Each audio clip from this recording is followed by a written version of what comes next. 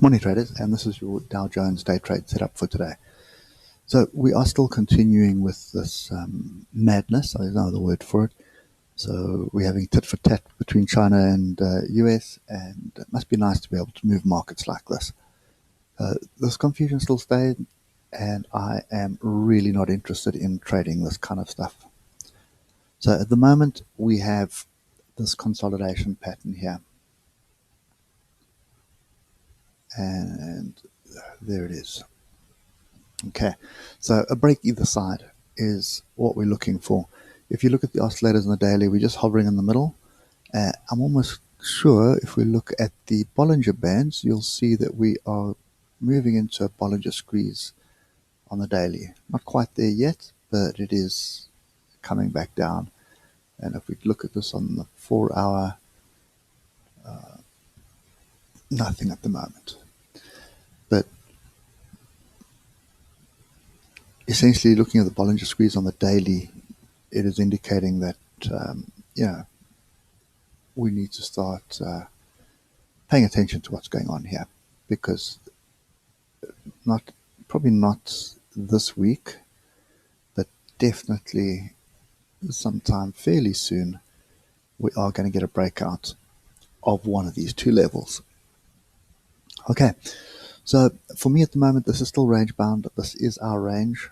It is sort of the beginning of a triangle, but it's a very volatile triangle.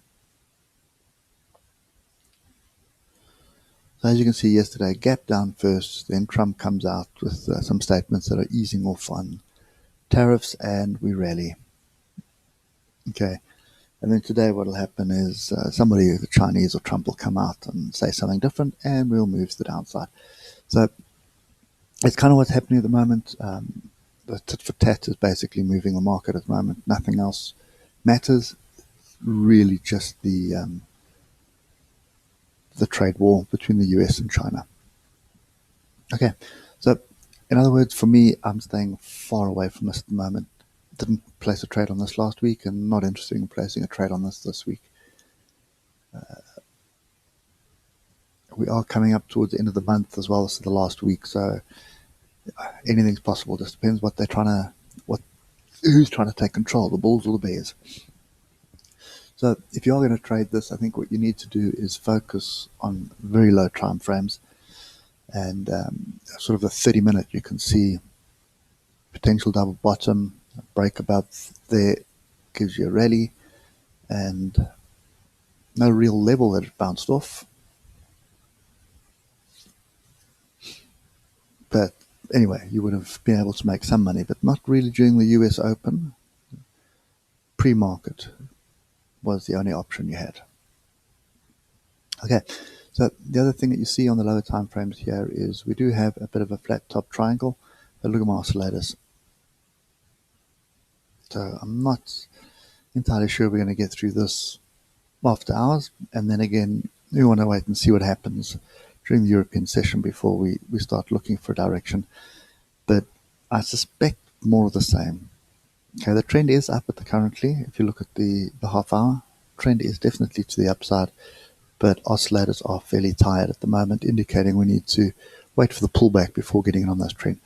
I'm not entirely happy with the trend at the moment, so the hour is clear.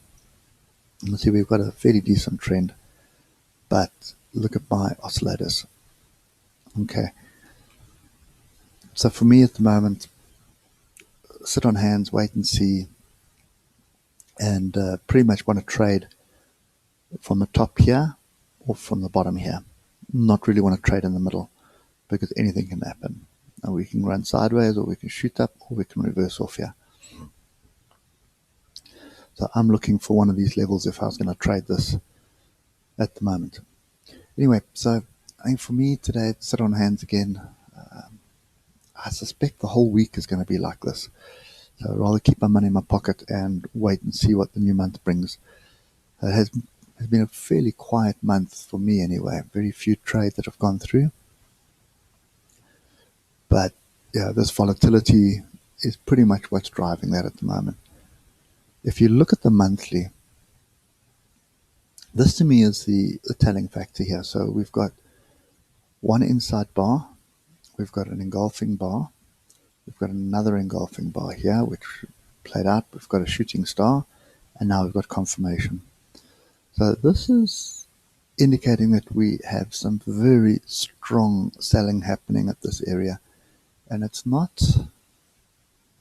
if we just do that, now every time we're in this area, we are selling. So depending how this month finishes, we could, we could end up with another signal. If I look at my oscillators, they are indicating we need to be very careful. So, yeah, everything hinges on the politicians right now. And I think for me, I'm really not interested in trading this. Let's just finish off with the ichimoku quickly. And we'll just start off on the hour. As I've mentioned before, the hour tends to be working pretty well. So we had a crossover. We've had a breakthrough price.